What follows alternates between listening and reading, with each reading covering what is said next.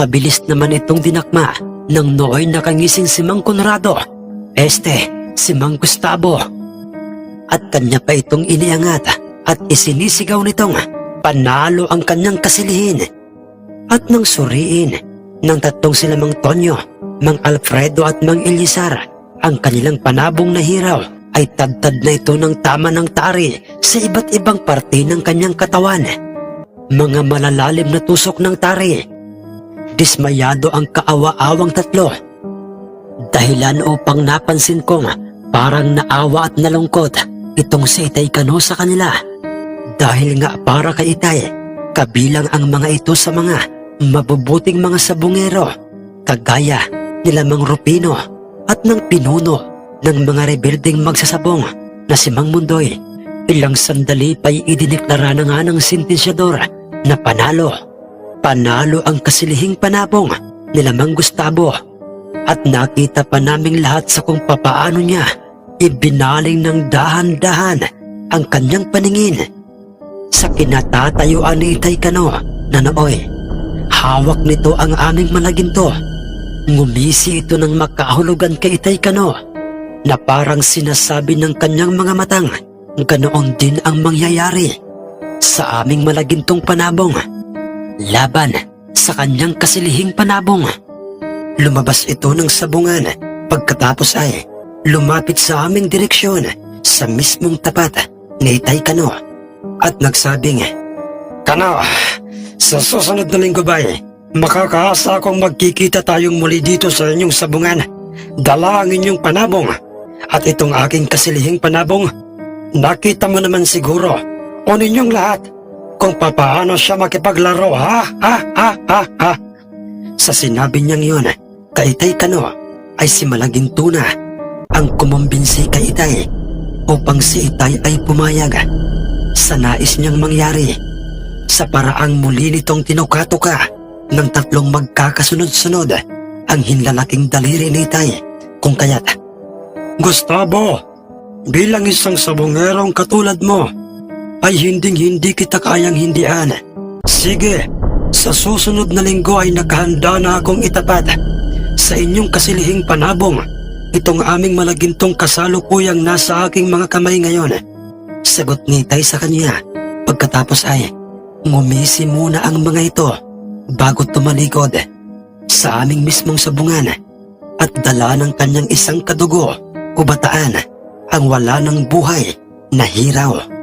Dismayado naman at kababakasan talaga ng matinding kalungkutan at pagkatalo ng dalawang magkasunod ang panig nila Mang Tonyo.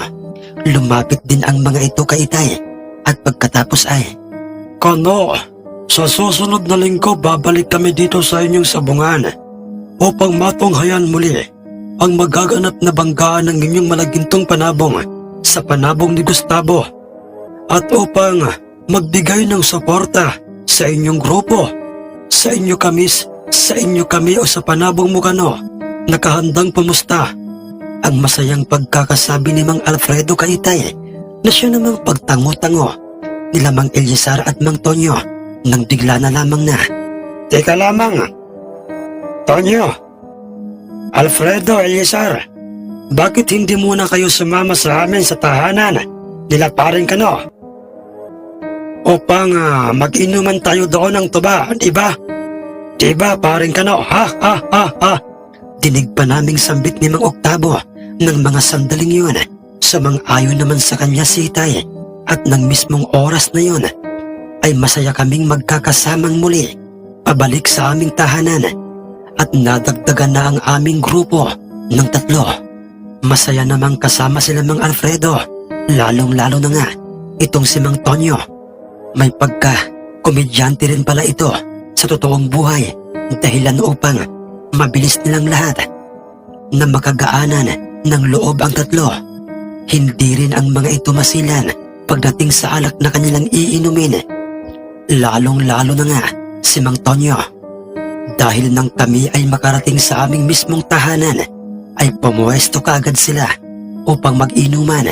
Marami-raming alak ang maaga pa'y inorder nitong si Mang Octavo at Mang Clarito sa aming kababaryong magtutubang si Lolo Badong Hindi mahitsurahan ang tatlong silamang Tonyo sa tuwing sumasayad na sa kanilang lalamunan at gumuguhit na ang asim at tamis ng tuba.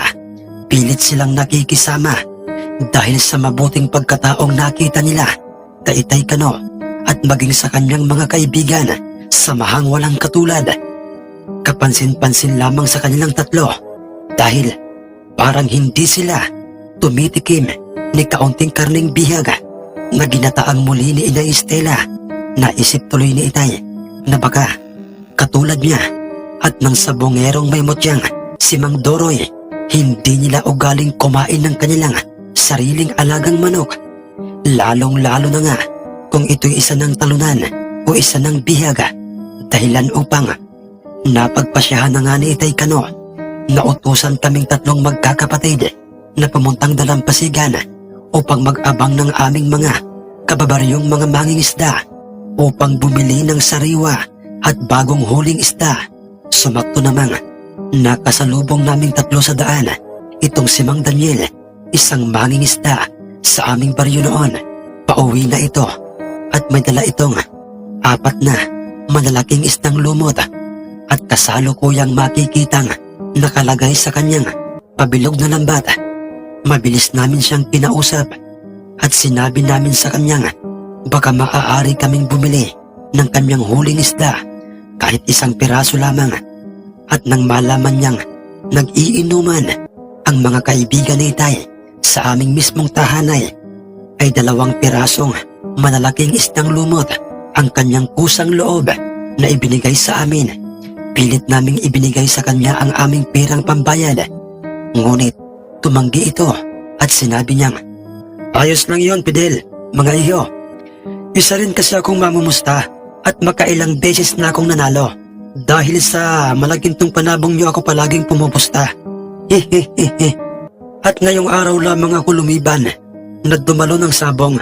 At balita ko ay panalo na naman daw si Malaginto, ang totoong hari ng sabungan." Masaya namin sinagot lahat ang kanyang mga sinabing iyon tungkol kay Malaginto. At wala na nga kaming nagawa pa kundi ang tanggapin ang libreng 2 isdang kusang loob niyang ibinigay sa amin. Inihaw yun ni Inay at kanilang isinausaw sa tuyong mayroong kalamansi at pinigaan pa ng siling labuyo. Sa kanilang inumay, hindi na iwasang banggitin ni Itay Kano ang tungkol kay Mr. Choi at sa anak nitong si Miss Ching. Mga pare, may bako. May nais lamang sana akong itanong sa inyo tungkol sa anak ng isang negosyanteng enchik sa ating mismong bayan na si Mr. Choi. Tumahimik silang lahat nang marinig nilang sinabi yun ni Itay Kano sa kanila. "Teka lamang, Kano, bakit mo pala naitanong at nabanggit ang pangalan ni Mr. Choi?" Ang tanong ni Mang Alfredo kay Itay. "Kasi Alfredo, noong mga nakaraang araw ay pinasyalan nila ako dito sa aming mismong tahanan at kanya akong inalok, mga pare, ng malaking halagang pera kapalit ni Malaginto." Nagulat silang lahat nang marinig nilang sinabi yon ni Itay sa harapan ng kanilang pinag-iinuman, kung kaya't inaasahan ko nang mangyayari yan, Kano. Dahil kahit sino talaga ay magkakaroon ng interes sa inyong Malagintong panabong. Nga pala, Kano, ano ang isinagot mo sa kanya o kay Mr. Choi? Dagli ang wika naman at tanong kay Itay Kano nitong si Mang Elisara. Kahit anong mangyari at kahit gaano pa kalaki ang halaga ng perang kanyang ialok sa akin, ay hindi mangyayaring ipapalit ko sa anumang kayamanan si Malaginto. Natuwa silang lahat sa narinig nilang sinabi yun ni Itay Kano sa kanila. "Dagdagan mo pa ang pag-iingat, Kano. Hindi lamang sa inyong Malaginto, kundi maging ng inyong mga buhay. Dahil ang pagiging bantog at sikat mo lalong-lalo na nga ng inyong Malaginto ay paniguradong may mga taong masasama ang loob na pilit nilang aagawin sa'yo si Malaginto at nasisiguro kong nasa paligid lamang sila at naghihintay lang ng tamang pagkakataon. Seryoso at walang bahid ng pagbibirong pagkakasabi ni Lolo Virgil kay Itay Kano, kung saan ay otomatikong pumasok sa isip naming lahat ang mga taong sumusunod sa amin noong minsang kami ay pamuntang bundok dala si Malaginto upang siya'y paliguan sa bukal, at ng mismong oras na yon ay binanggit yun ni Itay sa harapan ng kanilang inuman na siyang ikinabulalas ni Mang Octavo. Nag-alala ang mga ito hindi lamang kay Malaginto kundi lalong-lalo na nga sa aming kaligtasan nang biglang, "Kana, may kilala akong isang tanyag na sabongero. May panabong na kung saan ay lahat ng kanyang mga panabong na kanyang dalhin sa mga sabungay. Panigurado na ang panalo. Katunayan, Kano, ay kamuntik-muntikan na kaming magkabangga sa isang sabungan sa pistahan. Ang kaso umatras ang kanilang panig. Kung ano man ang dahilan ay hindi ko rin alam, Kano." Ang sabi ni Mang Tonyo kay Itay, "Ang binabanggit mo ba, Tonyo, ay ang sabungerong usap-usapang isang magnanakaw ng mga panabong, at hindi basta-basta na mga manok panabong ang kanyang ninanakaw o kanyang ipinapanakaw sa kanyang mga bataan, kundi mga panabong na katulad ni Malaginto?" Bigla ang tanong naman sa kanya ni Mang Alfredo sa mismong harapan ng kanilang pinag-iinuman. "Tama ka riyan, Alfredo, at siya ay walang iba kundi si Kinong, isang tanyag na sabongerong walang karkada o mutya sa kanyang katawan, lalo na nga para sa kanyang panabong, pero usap-usapang lahat ng mga panabong na kanyang dinadala sa bawat sabungay hindi niya pag-aari dahil ang lahat ng kanyang mga panabong ay puro nakaw." Sabi pang muli ni Mang Tonyo, "Tama ang lahat ng mga sinabi ni Tonyo, Alfredo, Kano, kaya kinakailangan niyong bantayang mabuti ang inyong Malagintong panabong, dahil kung totoong mga bataan ni Kinong ang mga napapansin niyong mga kakaibang tao sa inyong paligid, ay nasisiguro kong pinag-aaralan nilang mabuti ang paligid ng inyong tahanan at kung saan kayo pumupunta pagdating ng mga araw na walang sabong." Paniniyak namang pagkakasabi nitong si Mang Eliezar, "Mabutit hindi sila hinahanap o inaabangan ng mga may-ari ng panabong na kanilang ninanakaw, Tonyo?" Ang tanong naman ni Mang Clarito kay Mang Tonyo. "Hindi. Dahil sa matalino itong si Kinong, dahil sa ibang lugar niya o probinsya, isinasabong ang mga panabong na kanyang ipinapanakaw." Tahimik lamang silang pinapakinggan ni Itay Kano ng mga oras na yon. Nagpatuloy ang kanilang inuman kung saan ay puro sabong at mga kakaibang karanasan ang kanilang pinag-uusapan sa harapan ng inuman. Samantalang sa kabilang panig pala, noong mga sandaling yon ay seryosong nag-uusap ang mag-amang inchik na sina Mr. Choi at ang kanyang unika ihang parang pato. Kung maglakad, pakending-kending pa ito ang kanyang anak na si Miss Cheng. Pinag-uusapan nila ang tungkol sa magaganap na paghaharap ng kanilang panabong, unang panabong ni Miss Cheng laban sa aming Malaginto. "Anak ako, gawa paraan para hindi talo iyo panabong sa Malaginto ni Kano." Ang nooy makahulugang pagkakasabi nitong matabang inchik na si Mr. Choi sa kanyang anak na si Miss Cheng. "Papa, ano po bang binabalak niyo?" Diretsong tanong nito sa kanyang ama. Hindi pala ito utal magsalita dahil ang kanyang ina pala ay isang Pilipina. Ngumisi ng makahulugan ang kanyang butiting ama at sinabi nito sa kanyang, "Ako anak di payag matalo iyo panabong sa Malaginto ni Kano. Ako bili mamahaling turok galing ibang bansa. Akin turok panabong mo para lakas bilis. Tibay. Tibay resistensya. Tibay resistensya manok mo. Ha ha ha ha. Di ba maganda idea yun, anak? At ang buong akala nitong amang inchik na si Mr. Choi ay matutuwa o sasang-ayon sa kanyang masamang plano o pandarayang gagawin niyang yon. Itong kanyang solong anak. Ngunit nagkamali siya, Sir Jess, dahil sa higit na mas nangibabaw sa dugo ni Miss Cheng ang dugong Pilipino sapagkat tinanggihan siya at sinaway ng kanyang anak. Papa, mas gugustuhin ko pa pong matalo kaysa manalo ang aking panabong na may halong pandaraya.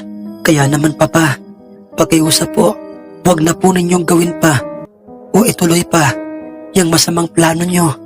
Dismayado at halos hindi makapaniwala sa kanyang mga narinig sa kanyang anak, itong si Mr. Choi.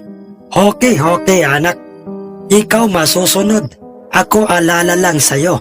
Baka ikaw pagtawanan sa sabungan. Pag natalo iyong mandirigmang panabong. Nag-aalalang pagkakasabi nitong si Mr. Choi sa kanyang unikaihang anak. Nangako itong singaw sa kanyang ilong na hinding-hindi niya itutuloy ang kanyang planong yon, at bilang ama ay nagtiwala at umasa naman sa kanya si Miss Cheng. Ngunit nang tumalikod na ang dalaga sa kanya, gumuhit ang makahulugang ngiti sa kanyang matabang labi at sinabi nitong, "Ako hindi payag. Ako tuloy. Ako bili. Mamahalin turok at akin ibabaon sa katawan ng panabong ng aking anak. Ikaw kano, ikaw handa. Ako iyo tinanggihan, ako iyo pinahiya harap aking anak. Handa ikaw kano, lalo na iyo panabong." Wika niya sa kanyang sarili. Samantalang sa paglipas ng mga ilang araw ay nagpatuloy kami nila Itay sa lahat ng mga gawain sa bundok at nataon pang bakasyon namin noon, kung kaya't palagi kaming kasakasama ni Itay sa bundok. Pinananatili ni Itay Kano ang kalusugan ng aming malagintong panabong. Pinalalakas niya ito at hindi niya kailanman inaasa sa personal na kakayahan ni Malaginto ang kanilang magiging salpukan ng kasilihing panabong ni Mang Gustavo, hanggang sa dumating na muli ang araw ng linggo ng pagkikita at paghaharap ni Malaginto at ng kasilihing panabong na ipinagmamayabang ni Mang Gustavo. Pagpatak ng alas 8:30 ng umaga, magkakasama na nga kaming muling naglalakad at tinatahak namin ang daan papuntang sa bungang nasa aming mismong baryo. Dinaluhan ng iba't ibang mga taong taga-ibang lugar o mga bayan ang aming sabungan. Mga taong may mga kaya sa buhay o may sinasabi sa buhay, mga negosyanteng magsasabong, mga alkalde ng barangay at maging ng bayan. Ang nakita namin nang kami ay makarating na sa sabungan, lumapit kaagad sa aming direksyon ang tatlong sinamang Tonyo, Mang Alfredo at si Mang Eliezar. At kapansin-pansin namang maayos na ang pananamit, hitsura o ayos nitong si Mang Tonyo. Hindi na ito kagaya noong parang pulubi kung titingnan, at parang ang baho niya kung titingnan. Bagong tabas na rin ang kanyang buhok at hindi na ito amoy alak, sa dahilang ito'y wala ng bitbit na buti ng alak. At pagkalapit nila sa aming direksyon ay nagwika itong si Mang Tonyo kay Tainang. "Kaibigang Kano, kanina pa kayong hinihintay ni Gustavo at parang inip na ito." Sumagot naman sa kanya si Mang Clarito nang, "Teka lamang, kaibigang Tonyo, ba't parang hindi ka amoy bagong, amoy alak ngayon? At parang mas gwapo ka pa sa amin ni Paring Octavo. Di ba, Paring Octavo?" Nagtawanan silang lahat nang marinig nila yon kay Mang Clarito. "Nangako ako noon sa aking sarili, kaibigang Clarito, na sa oras na makontra ang aking pinakang ultimatum na orasyon ng isang sabungero gamit ang kanyang panabong, ay ititigil ko na ang pagtungga ng alak. Ha ha ha ha ha. Sagot sa aming lahat ni Mang Tonyo. Ilang sandali pa nakita namin papalabas ng sabungan ang matandang sentensyador ng sabungan. Lumapit ito sa amin at nagwika kay Itay ng, Kano, patarayan mo na yung malagintong panabong nyo. Pakiusap naman. Kanina pa kasi akong naiinis kay Gustavo. Para kasing sirang plakang binabanggit ang pangalan mo at ang malagintong panabong mo. Apurado na siyang magbakbakan ng inyong mga panabong. Hindi lamang yun, Kano. Ang dami niya pang mga sinasabi katulad na lamang ng... Katulad ng ano? Natutuwag na si paring Kano. Yan ay imposibleng mangyayari kung siya'y apurado sa laban. Sa laban ni Malaginto, pwes, ganoon din kami. Apurado na kami. Gawing pulutan ang kanyang kasilihing panabong. 4 na galong tuba pa naman ang aming inorder at binayaran kay Tatang Badong. Diba, paring Tarito? Dugsong na pagkakasabi ni Mang Octavo sa nasabing sentensyador ng sabungan. At nang ibinaling namin ang aming paningin sa loob ng sabungan kung saan ay naroon si Mang Gustavo, nakita namin siyang iritado na itong kinakargahan ng mutyang bulak galing sa punong duldol na kanyang nakuha doon bago niya marahang ikinakabit ang mamahaling tari sa paanan ng kanyang napakaitim na kasilihing panabong. Wala na ngang sinayang pang oras at pagkakataon sina Itay Kano at si Mang Iko dahil nang mismong oras na yon ay magkasama na nga silang pumasok sa loob ng sabungan, dalang muli ang bayong kung saan ay naroon si Malaginto. Maibigay lamang kay Mang Gustavo ang laban ng 2 panabong na kanyang pinakaaasam. Muling maingat na inilabas ni Itay Kano si Malaginto sa loob ng kanyang bayong kung saan ay makikita na silang nasa gilid ng ruweda. Kagaya ng mga naunay, nagbulong-bulungan ang lahat ng mga tao sa labas ng sabungan nang lumantad na sa kanilang paningin ang hari, ang nooy hari ng sabungan, si Malaginto. Alinsabay naman noon ay ang muling pagputakan ng iba pang mga manok panabong na nooy nasa pag-iingat ng kani-kanilang mga amo na animoy. Naaalerto ang mga ito sa paligid hanggang sa makikita ng masaya at maingat ng kinakargahan ni Mang Iko ng tari ang paanan ni Malaginto, habang kasalukuyang makikitang abalang-abala ang Kristo at sentensyador ng sabungan sa pagkulikta ng mga perang pusta. Malaking pera ang perang ipinusta ni Mang Gustavo dahil ganoon kalaki ang kanyang tiwala sa bawat manok panabong na kanyang inilalaban saang sabungan man siya pumunta. At ang kanyang malaking pustang iyon ay tinumbasan ni Mang Alfredo dahil sa kagaya nga ng mga nabanggit ko noong mga nakaraang laban ni Malaginto at maging noong wala pa sa buhay namin si Malaginto. Hindi sagad kung pumusta itong si Itay at nang tuluyan na ngang makompleto ang mga pustay, pareho na nga silang pinagharap ng sentensyador ng sabungan sa gitnang bahagi ng sabungan. Dala ang kanilang mga manok panabong kung saan ay talaga namang nagdulot yun ng nakakabinging sigawan at hiyawan ng mga tao sa labas ng sabungan na animoy may konsyertong magaganap sa loob ng sabungan. Kano, nais ko lamang nasabihin sa iyo ang kasilihing panabong na ito, ang kahuli-hulihang panabong na makakaengkwentro ng inyong Malagintong panabong. At ihanda mo na ang sarili mo dahil ang araw na ito ang nakatakdang araw na mawawala na sa inyong buhay ang inyong alagang Malaginto. Ha ha ha ha ha ha ha ha. Ang nakakaloko at may paniniguradong pagkakasabi nitong si Mang Gustavo kay Itay, dahilan upang malaya kang paniwalaan lahat ng mga sinasabi mong yan, Gustavo. Pero isa lang ang masasabi ko sa iyo, mas maganda sigurong pakinggan yung mga sinasabi mo kung tapos na ang laban ng ating mga panabong. Tandaan mo, Gustavo, hindi masama na tayo'y magtiwala ng sobra sa ating mga panabong dahil kailangan natin yon. Pero sana naman atin na munang hintaying matapos ang kanilang bakbakan. Ang wika sa kanya ni Itay, kumunot naman ang noo ni Mang Gustavo at napansin yun ni Itay kung kaya't, "Huwag sanang sasama ang loob mo, Gustavo, dahil sa totoo ang lahat ng mga sinasabi ko sa iyong yan." Sabi pang muli sa kanya ni Itay, ilang sandali pa'y magkasabay na nga nilang inalis ang mga kalubang, nakapasak sa bawat tari ng kani-kanilang mga panabong. Pinagharap ang mga ito at pareho silang gumanti ng pagtuka sa isa't isa. Pagkatapos ay marahan na nga nila itong inilatag sa lupang sahig ng sabungan. Wala ni isa man sa kanila ang naunang umatake.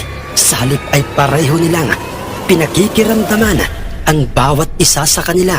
Makikita pang kumakahig sa lupang sahig ng sabungan ang aming malaginto. Ganoon din ang ginagawa ng kasilhing itim ni Mang Gustavo. Ngunit ang kanilang mga paningin ay hindi nila inaalis sa isa't isa nang biglang walang ano-ano'y. Bigla na lamang lumipad ng napakataas ang kasilhing itim. Dumungaw ito sa nooy, nakatayo lang at hindi gumagalaw na si Malaginto. Pumailan lang ito sa ere at nagmistula itong agila. At napakatagal nitong bumagsak kay Malaginto na para bang kanyang sinusuri kung saang parte ng katawan ni Malaginto maaari niyang ibaon ang kanyang mamahalin at kumikintab na tari. Pagbagsak niya kay Malaginto'y pinuntirya kaagad ng kanyang kargang tari ang dibdib ng aming Malaginto. Dumulas yun, Sir Jess, nang tumama ang kanyang kargang tari sa gintong kaliskis ng aming Malaginto na nasa kanyang dibdib. Ganoon pa may, sa lakas ng kanyang ginawang pag-ataking yon sa aming Malaginto ay nakita naming lahat sa kung papaanong tumalsik si Malaginto palayo sa kanya at napasadsad pa at naglikha ng guhit sa lupa.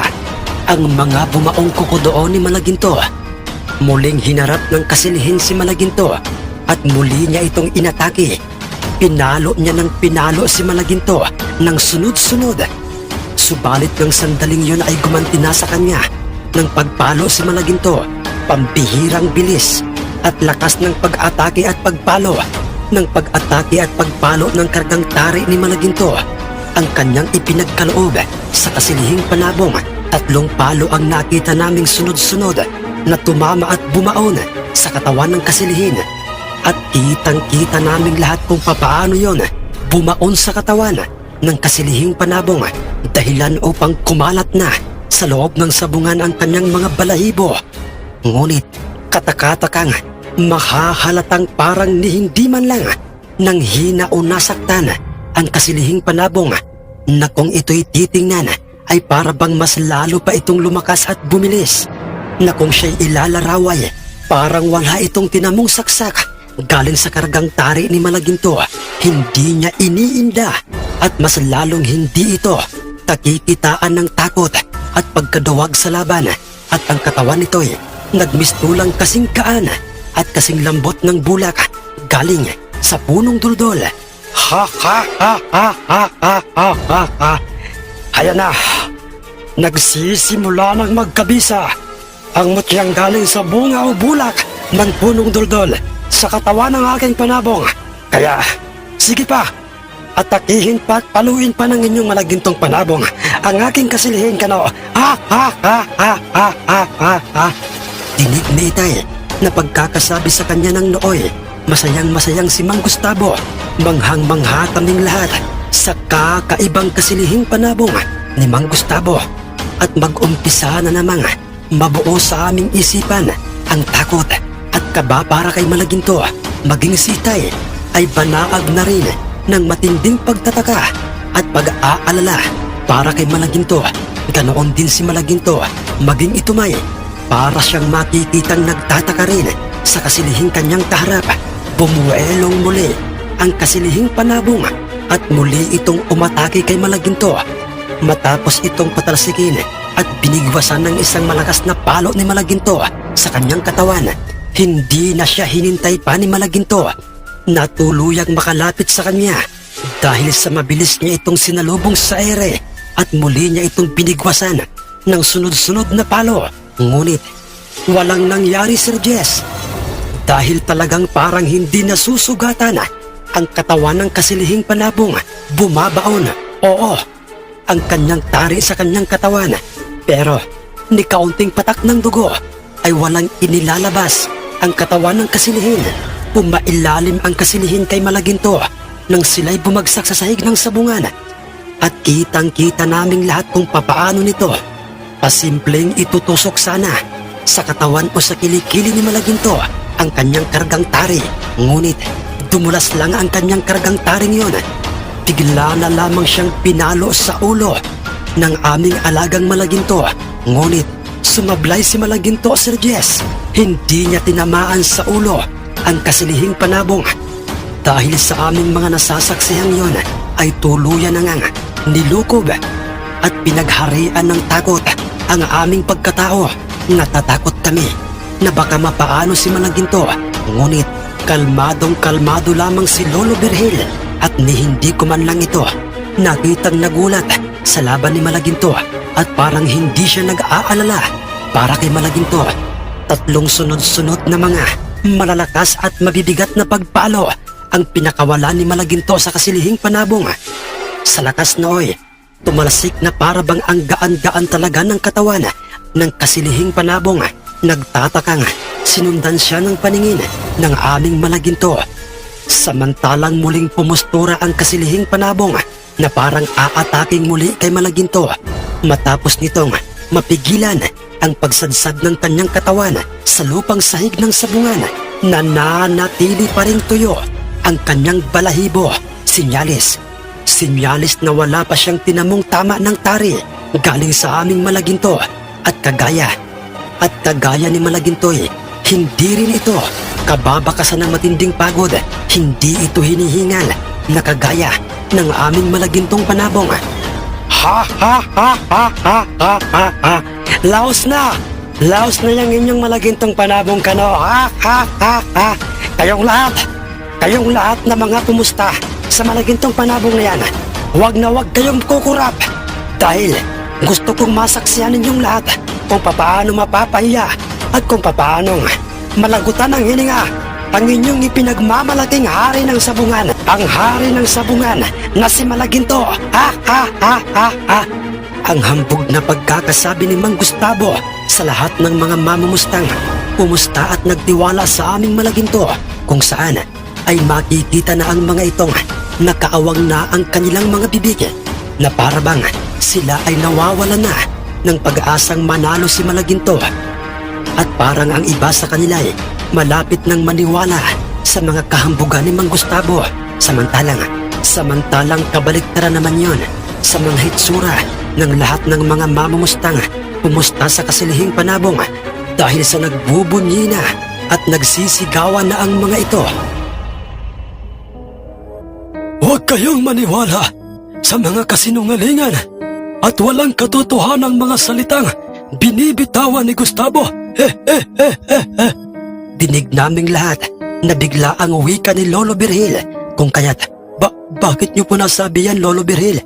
Samantala po ay nagtataka at naguguluhang tanong ko sa kanya kung saan ay makikitang magkakatabing lahat kami noon nila Mang Tonyo at nila Mang Octavo. Nawawala na ba kayo ng tiwala at pag-asa sa inyong panabong na isang hari ng sabungan, Fidel? Kayong lahat, Tonyo, Octavo, kayong lahat, makinig kayo. Si Malaginto ay hindi lamang basta hari ng sabungan, kundi isa rin siyang immortal. Nakatulad ng panabong nila Doso na isang immortal boleg. Nasabi ko yan dahil tingnan niyong maigi at pagmasdan niyong mabuti si Malaginto.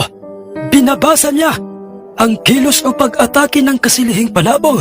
Hindi lamang yon, inaalam niya kung papaano niya makukontra ang motyang ikinarga sa kanya ni Gustavo dahil sa yun ang palagi niyang ginagawa unang inyong malaginto sa tuwing may mga panabong siyang nakakaengkwentro. At merong mga kargang mutya. Binabasa niya ang planong pag-atake sa kanya. Yan din ang dahilan kung bakit nananatili itong kalmado lang sa lahat ng kanyang mga nakakalaban. Magtiwala lamang tayo sa inyong malaginto. Ang dinig naming mahabang paliwanag at revelasyon ni Lolo Virgil tungkol sa aming alagang malaginto.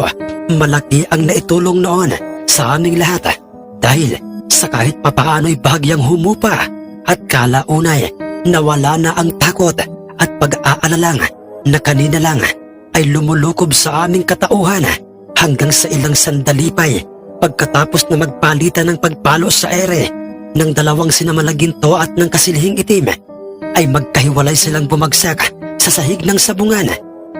Kanilang muling pinakiramdaman ang bawat isa na kapusturang parang aataking muli.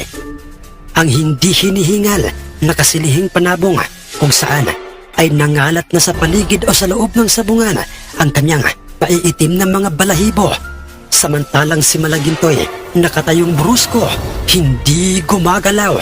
Nang walang ano-ano'y nakita naming lahat kung papaano niyang marahang iniangat ang kanyang paang may kargang tari.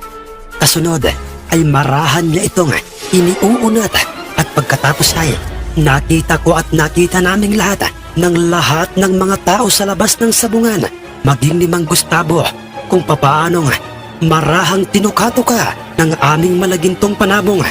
Nang sunod-sunod ang mismong talim ng kanyang kargang tari at pagkatapos ay marahan niyang ibinabaling ang kanyang malakobrang paningin sa nooy. Nakapustura pa rin, parang papasugod, nakasilihing panabong. Ha ha ha ha ha!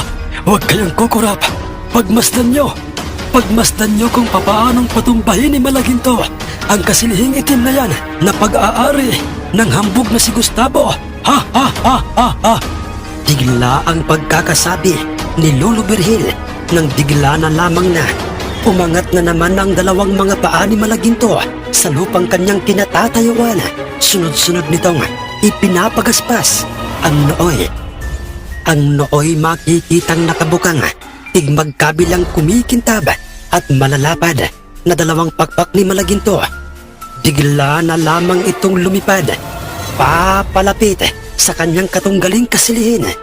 Bigla naman siyang sinalubong ng kasilihin sa ere at muli silang nagpalitan ng pagpalo sa isa't isa at halos hindi na talaga magawa pang patamaan ng tari ng kasilihin sa katawan si Malaginto dahil ng sandaling yun ay parabang dumubli ang bigat at bilis ni Malaginto.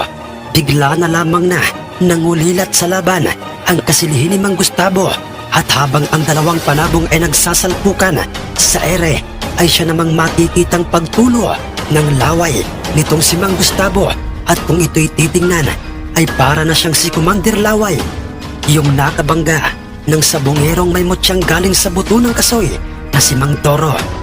Nagmistula ng latang tinupi-tupi ang itsura nito. Dismayado na ito, Sir Jess, dahil sa kakaibang lakas at bilis na kanyang nakikita sa aming Malaginto. Kinamuti na ni Malaginto sa ere ang kanyang kaawa-awang panabong.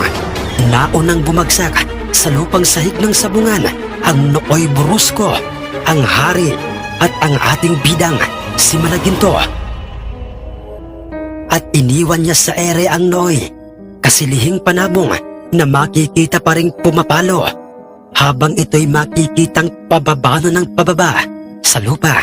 Pagbagsak niya sa lupa'y tumalon-talon pa ito, Sir Jess, at pumapalo kahit pa'y wala na itong katunggaling panabong dahil sa nooy si Malaginto'y makikitang nasa gilid na ng ruweda ng sabungan at kasalukuyan ng maingat na hawak ni Itay Kano at sinusuri naman ni Mang Iko ang buong katawan ni Malaginto.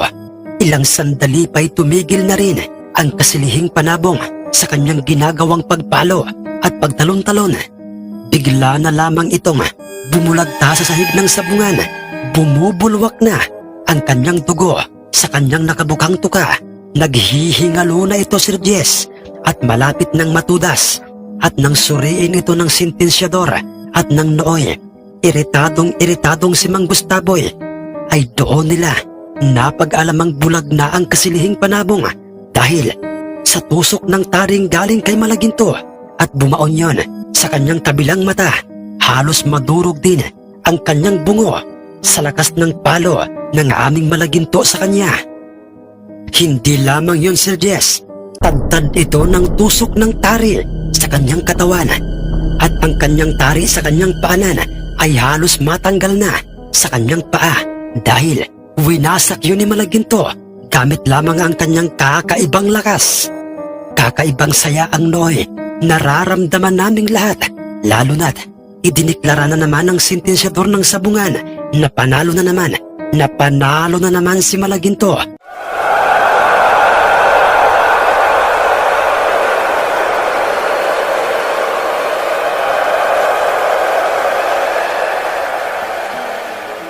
At ni isang kudlit ng tari ay walang makikita sa kanyang katawan.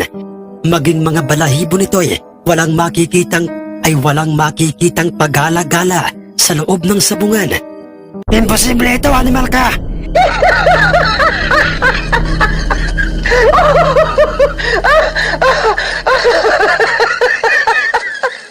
Kano?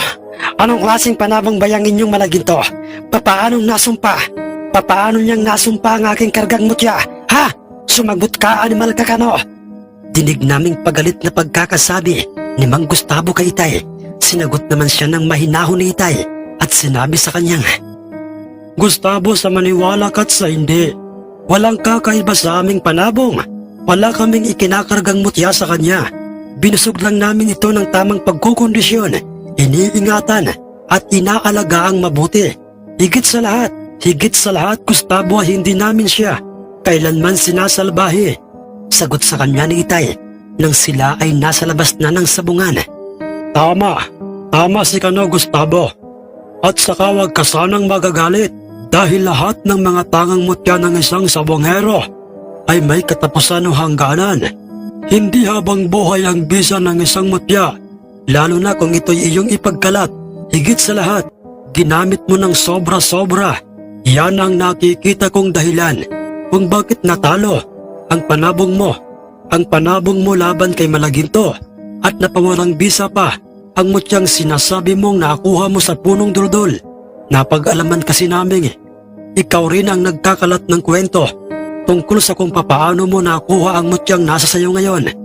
Dinig naming sabi sa kanya ni Mang Alfredo o kay Mang Gustavo at nakita naming lahat kung papaanong tumango-tango si Lolo Berhil na parang sinasabi nitong, Tama ang lahat ng mga isiniwalat na yon ni Mang Alfredo kay Mang Gustavo. Hindi maaari ito. Hindi ito ang inaasahan ko. Wala sa aking hinagap na mapapasawalang bisa ng Malagintong yan ang aking mutyang matagal ko nang pinakaiingatan. Hindi pwede ito. Ang medyo padabog pang pagkakasabi nitong si Mang Gustavo. At kung ilalarawan si Jess ang kanyang asal at ang kanyang hitsuray, ay parang ito'y isang batang inagawa ng lollipop. Magkahalo na sa kanyang hitsura ang sipon at pawis, iritado na parabang napapadumi. At pilit niyang pinipigilan. Ganoon siya, mga mahal kong kamundo. Kung siya'y aking ilalarawan sa inyo, ang hitsura ng isang sabongerong talunan, yan lang ang meron ka sa iyong mutya, Gustavo. Ang pag-iingat sa iyong mutya dahil natatakot kang mawala o maagaw sa iyo yan ng ibang mga tao. At normal yon sa isang taong may mutya, lalo na kung isa kang sabongero. Pero meron ka pang pinaka-importanteng nakalimutan. At yon ay dapat hindi mo yan ipinagsasasabi. Higit sa lahat, Gustavo, ay ang ipagmayabang, lalong-lalo na nga sa isang taong katulad mo, katulad ko, o katulad nating lahat na isang sabongero. Huwag ka sanang magagalit dahil sa totoong lahat ng mga sinabi ko sa'yo. Ang dagdag namang pagkakasabi ni Mang Eliezar sa kanya, kung kaya't mas lalo pang tumalim ang kanyang paningin sa amin lahat noon. Lalo na nga kay Itay Kano at sa nooy hawak ni Itay na si Malaginto. At nagmistulan na itong adik o sabog sa ipinagbabawal na droga kung siya'y titingnan. Sinayang mong lahat.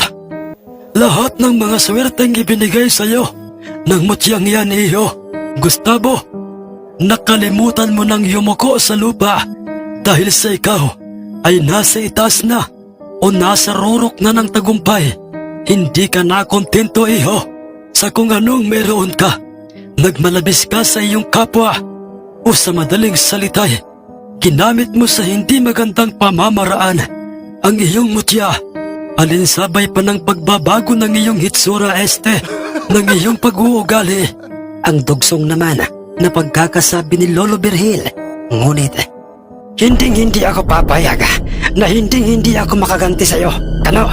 Lalo na nga sa iyong malagintong yan, Kano. Gusto ko sa susunod na linggo ay magtuos pa muli tayo o ang ating mga panabong. At wag na wag mo akong tatanggihan, Kano. Dahil pag ginawa mo yan, ay may kalalagyan ka. Kayong lahat, mga inutil kayo, mga tukmol. Ang pagalit at pasigaw na hamon at pagbabanta ni Mang Gustavo sa aming lahat. Nagkatitigan sila itay noon sa isa't isa dahil sa hindi namin inaasahang sasabihin niya yon sa aming lahat. Ngunit, bakit hindi mo magawa-gawang tanggapin sa iyong sarili ang pagkatalo o kabiguan ng inyong panabong? Sa panabong na isang malagintong, totoong hari ng sabungan, Gustavo. At nagawa mo pang magbitaw ng mga katagang may pambabanta sa buhay ng isang mabuting sabungerong si Kano. Ang biglaang singit at wika ng isang lalaking may makisig na pangangatawan, balbasarado, may suot na sombrerong pabilog, kulay itim na kung ito'y ilalarawan ay katulad ng sa cowboy, nakapantalong itim na maong at nakasuot ng itim na leather jacket. Meron na itong edad at nakakaagaw pansin sa kanya ang kanyang suot na kwintas kung saan ay meron doong nakapalawit na isang kuko ng lawin. At sa kanyang likuray, makikita ang dalawa sa kanyang mga kasama. Tumahimik ang lahat, nawala ang ingay sa paligid ng sabungan at nakita pa naming nangangatal na at pinagpapawisan ng butil-butil sa kanyang noo itong si Mang Gustavo habang nakatitig siya sa mamang yon na para bang siya'y takot na takot sa mamang yon. Samantalang kaming lahat na onsredyes ay banaag na naman ang pagtataka kung sino ang mamang yon na bigla-bigla na lamang umiksena sa kanilang usapan. At nang ibinaling ko ang aking paningin kay Lolo Virgil ay nakita ko siyang nakaawang na ang kanyang bibig. Gulat na gulat ito habang nakatitig din sa mamang yon at halos mabitawan na nga niya ang kanyang hawak na tungkod. Kano, binabati kita. Masyado akong humanga sa kagandahang loob na iyong ipinakikita sa bawat salpukan o laban ng inyong malaginto. Isa kang mabuting sabongero, Kano. Uwi ka niya kay Itay at pagkatapos ay muli niyang ibinaling ang kanyang paningin sa nooy. Sa nooy parang naiihinang si Mang Gustavo. Gustavo, makinig ka. Huwag mo lamang haluan ng personal ang sabong. Matuto ka sanang rumispeto ng iyong kapwa, magsasabong man o hindi. At huwag na huwag mong subukang gawin ang namumuong masamang balak sa grupo nila Kano. Dahil pag ginawa mo yon, ay matutulad ka sa sabongerong may mutyang si Efren. Nagkakaintindihan ba tayo, Gustavo? Ang may diin at seryosong pagkakasabi niya sa nooy hindi na makapagsalitang si Mang Gustavo. At ang tanging nagagawa na lamang nito'y ay ang tumango-tango bilang pagsang-ayon sa mamang yon. Mabuti at nagkakaintindihan tayo. Paano, Kano? Aalis na kami at tandaan mong lahat ang mga sinabi ko sa iyo, Gustavo. Pagkatapos na sabihin yon ng mamang yon ay tumalikod na ito. Binaybay ng kanilang mga paa ang mga kakahuyan at parang sila ay papunta sa kasuluk-sulukan ng gubat. Kano, sa inyong lahat, patawarin niyo ako sa lahat ng mga sinabi ko sa inyo. Tinatanggap ko na ang pagkatalo ng aming panabong at siguro nga tamang lahat ng mga sinabi niyo kanina tungkol sa aking tangang mutya Hayaan nyo. Susubukan kong itama lahat ang mga maling nagawa ko sa aking kapwa. Lalo na nga sa ating kapwa. Lalong-lalo na nga sa ating kapwa mga sabungero. Ang nauutal at pakumbabang pagkakasabi ni Mang Gustavo, bigla na lamang naging maamo ang kanyang hitsura. Huwag mong subukan, Gustavo. Gawin mo. Pakiusap naman, Gustavo. Pahabol pang wika sa kanya ni Itay dahil sa makikita na ang mga itong nakatalikod na sa amin at papaalis na ng sabungan matapos nilang iwan ang patay ng kasilihing panabong sa harap ni Itay. Tumango-tango ito bilang pagsang-ayon niya kay Itay. Saka muling nagpatuloy at tahimik na umalis ng aming sabungan. Sino ang mamang yon na bigla na lamang umiksi na kanina? At bakit ganoon na lamang ang takot sa kanya ni Mang Gustavo? Mga katanungang nooy, laman ng aming isip. Ngunit sinagot lahat ng iyon ni Lolo Virgil nang kami ay nasa aming mismong tahanan na at makikitang muling silang magkakadyaming sa harapan ng inuman. Kasamang muli ang tatlong, sina Mang Tonyo, Mang Alfredo at Mang Elisar. Si Leonardo Aragon, o mas kilala sa tawag na si Commander Lawin, ang taong pinagkalooban ng isang natatanging mutyang galing sa kuko ng Lawin at ipinagkaloob sa kanya ng isang ermitanyo.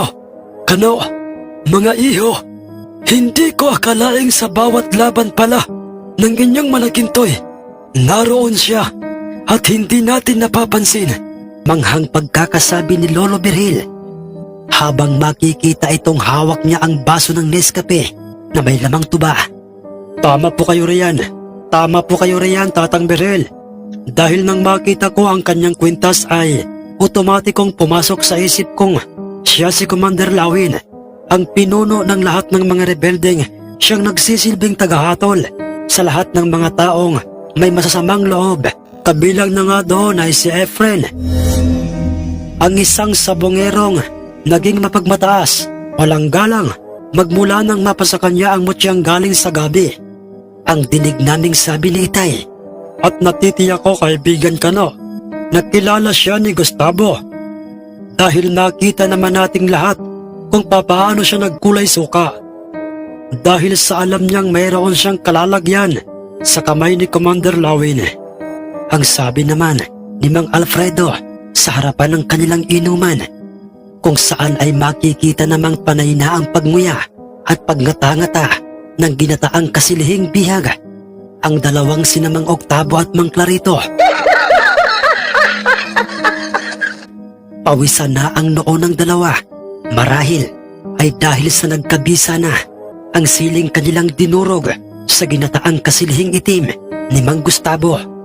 Nagpapasalamat ako sa kanya o kay Commander Lawin dahil sa mga sinabi niya kay Gustavo minuto lang ay nagbago na ang ugali niya. Pero mga pare, wala ba kayong kakaibang nararamdaman ng mga pagkakataong nasa ating harapan si Commander Lawin? Ang nagtatakang tanong ni Itay sa kanyang mga kaibigan. Meron, kaibigan ka no. Dahil sa parang may kung anong inirihiya o feresang pumipigil sa akin at parang sinasabing wag akong magsalita. Hindi ko rin magawang maigalaw ang aking katawan. Grabe kaibigan ka no. Akala ko nga'y na-stroke na ako kanina. Ha. Ang nagtataka at kabadong sagot naman ni Mang Elisar, kung saan ayon din ang aking naramdaman noong nasa harap namin si Commander Lawin at nagsasalita ito noon. Lahat kami ay iisa ang kasalukuyang nararamdaman ng mga tagpong yon. Isa yun sa bisa ng orasyong ikinalat ni Commander Lawin sa paligid ng sabungan ng mga sandaling yon. At alam kong ginawa niya yon upang manatiling nakapokus ang ating mga isipan sa kanyang mga sinasabi. Ganoon kabagsik, kabisa ang mutyang meron si Commander Lawin. Ang revelasyon pa nitong si Lolo Virgil, kung saan ay makikita itong mas lalo pang kumulubot ang kanyang mga balat sa kanyang hitsura dahil sa tubang kanyang iniinom. Bahali na kasi si Jess ang ibinigay sa kanila nang magtutubang si Lolo Badong. Nako, paring Kano, baka hamunin ka ni Commander Lawin. Sa susunod, naibangga sa iyong malaginto ang kanyang panabong. Di ba't yun ang mga estilo ng mga sabongerong may mutyang nakakabangga ng iyong malaginto? Biglang sisingit sa eksena. Tapos ay sasabihin, Ma'am Kano, nais ko sanang itapat sa iyong malaginto itong aking panabong. Ang tugsong namang sabi ni Mang Clarito kay Itay.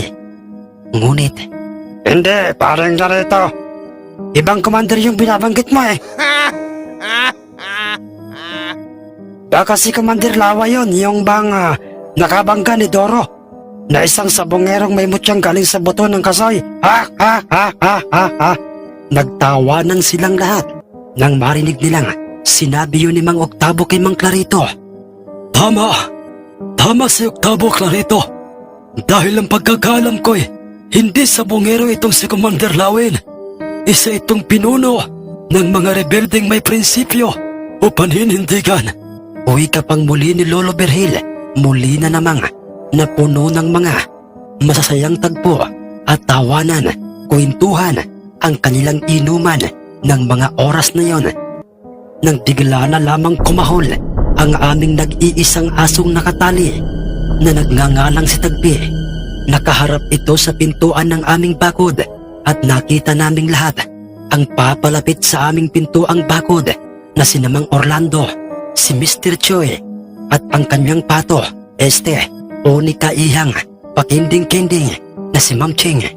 Tumayo si Itay mula sa upo ang kanyang kinauupuan at nagpaalam saglit sa kanyang mga kaibigang. Pagbubuksan niya ng pintuan, sila Mr. Choi. Pinati niya ang mga ito at sinabing pumasok na muna sa loob ng aming tahanan. Ngunit tumanggi ang mga ito. Kano, kami hindi tagal kami punta dito para masiguro kung tuloy ba bakbakan iyo malaginto at panabong aking anak. Ang tanong niya kay Itay o ni Mr. Choi. Tuloy na tuloy po, Mr. Choi. Sa ganap na mga alas 8 o di kaya'y alas 9 ng umaga. Basta po, Mr. Choi, doon na lamang po tayo magkita sa aming mismong sabungan. Sagot sa kanya ni Itay. Okay. Salamat, Kano. Ang maiksing sagot niya kay Itay. Pagkatapos ay tumalikod na rin ang mga ito. Sa tingin niyo mga pare, ano kayang panabong o anong klaseng panabong kaya ang dadalhin ni Mr. Choi sa darating na linggo? Wala kasi silang binabanggit sa akin eh. Nagtatakang tanong ni Itay sa kanila. Ngunit nabigo si Itay dahil ang totoo ni isa sa kanila wala ring ka-idea kung anong klaseng panabong ang meron itong si Ma'am Ching. Ang totoo niyan, kaibigan Kano, maging ako may hindi ko rin alam o ngayon ko lamang nalamang. Yang anak pala ni Mr. Choi ay isang sabongera. Sagot ni Mang Alfredo kay Itay, kung saan ayon din ang isinagot sa kanya ng dalawang si Mang Tonyo at si Mang Eliezar. At pagpatak ng mga alas 3 ng hapon ay pansamantala na nga silang tumigil na muna sa pag-iinom. Sa pag-iinom ng tuba. Ngunit bago nagpaalam ang kanyang mga kaibigan sa kanya ay kanilang muling pinag-usapan na sila'y magkikita-kita muli sa araw ng linggo.